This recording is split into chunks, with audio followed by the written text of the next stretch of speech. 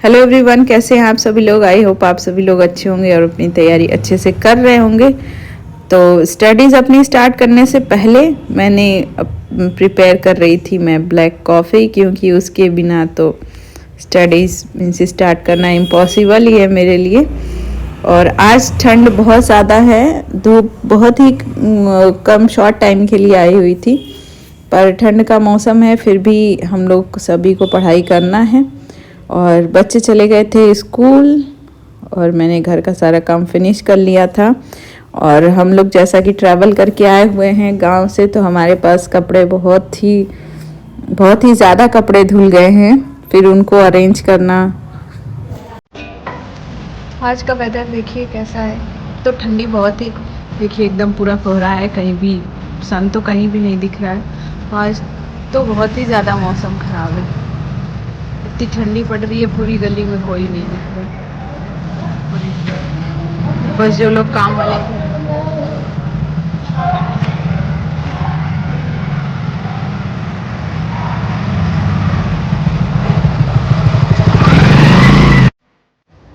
और बाहर बाउंड्री में भी बहुत सारे कपड़े हमने डाल रखे हैं, फिर उसको सारे कपड़ों को फोल्ड करेंगी हमारी सासू माँ और मैं। और ठंडियों में दिन कैसे निकल जा रहा है कुछ टाइम का पता नहीं चलता, तो इसलिए मैंने जल्दी जल्दी सारे काम फिनिश करके पढ़ाई करने के लिए बैठने वाली थी। तो कपड़े जो कि कल पूरी तरह से नहीं सूखे थे, उसको फिर से एक बार रेलिंग पे डाल रही थी, और आज ऑलमोस्ट ये सारे कपड़े सूख जाएंगे। और आज मेरा टारगेट था कि मैंने बहुत सारे डेज़ कम पढ़ाई की है, तो आज रोज़ की अपेक्षा बहुत ज़्यादा आवर्स पढ़ाई में निकालूंगी, तो इसलिए मैं जल्दी जल्दी पढ़ाई करने बैठ गई थी। बट उससे पहले घर का काम भी फिनिश करना था, तो वो सब भी कर लिया था। और छोटा बेबी मेरा सो गया था। फिर मैंने अपने जो भी टारगेट्स बनाए थे उसके हिसाब से अपनी पढ़ाई करने के लिए बैठ गई थी। और रूम में बहुत ज़्यादा ठंड लग रही थी, तो रूम में मैंने लगा लिया था रूम हीटर, उसके पास ही बैठ के पढ़ाई कर रही थी थोड़ी डिस्टेंस पर। और ऐसी न्यूज़ आ रही है कि टीजीटी पीजीटी की नेक्स्ट वैकेंसीज़ भी आने वाली हैं, तो आप सभी लोग अपनी तैयारी को अच्छे से करते रहिए, अपना सब्जेक्ट मजबूत करिए। सब्जेक्ट पे जो टॉपिक्स आपको जिन टॉपिक्स में कन्फ्यूजन है उन सबको बहुत अच्छे से क्लियर करिए, तो ताकि फ्यूचर में जो भी वैकेंसी आए हम उसको अच्छे से मीन्स बिना सिलेबस तो ऑलमोस्ट सेम रहे, कुछ टॉपिक्स और नए ऐड हो जाते हैं, तो एक बार हमारा सब्जेक्ट स्ट्रांग हो जाएगा तो हम उसके नई वैकेंसी के हिसाब से टॉपिक्स को मीन्स प्लस माइनस करके सिलेबस को और किसी भी फॉर्म को फिल कर सकते हैं। तो यही हमारे लिए सुनहरा समय है, हम इसमें प्रिपरेशन अच्छे से करेंगे और ज़रूर ही हमें जीत मिल जाएगी। और जब हमारा सब्जेक्ट अच्छे से प्रिपेयर रहेगा तो हम किसी न किसी वैकेंसी में तो देखिए, जब वैकेंसी कोई भी आती है तो उसमें लिमिटेड सीट रहते हैं। ऐसा नहीं है कि कुछ लोगों को बहुत ज़्यादा आता रहता है, उन्हीं का सिलेक्शन होता है। जितनी सीट है, इतना क्राउड है, इतने सारे एस्पिरेंट्स हैं, तो सीट के हिसाब से ही सिलेक्शन होगा। बस यही थोड़ा है कि कुछ लोगों को मीन्स कुछ लोग जो अच्छी प्रैक्टिस किए रहते हैं, कंसेप्ट क्लियर रहते हैं, उनका जल्दी सिलेक्शन हो जाता है, और कुछ लोगों को थोड़ा लॉन्ग टाइम सरवाइव करना पड़ता है। तो हमें क्या करनी है, हमें भी अपनी प्रिपरेशन ऐसी बना के रखनी है कि हम मीन्स इस वाली वैकेंसी में जो कि हमने 2 साल वेट किया है, इस वाली वैकेंसी में हमारा ज़रूर हो जाए। और अगर इसमें नहीं हुआ तो फिर हमारे पास अभी बहुत सारी वैकेंसियाँ आ ही रही हैं, उनका भी हम फॉर्म फिल करेंगे और उसको भी एग्ज़ाम में ज़रूर अपीयर होने के लिए जाएंगे। और अपीयर एग्ज़ाम देते रहेंगे, हमारा मीन्स फ्लो बना रहेगा, तो किसी न किसी वैकेंसी में तो हो ही जाएगा। बट हमारा टारगेट तो अभी यही वैकेंसी है। तो देखिए, मैं आपको आज के टारगेट्स दिखा देती हूँ।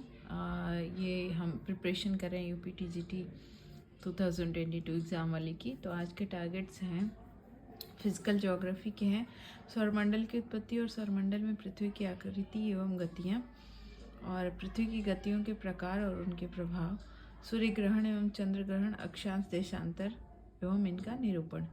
मीन्स ये उस पर मैप पे देखना है।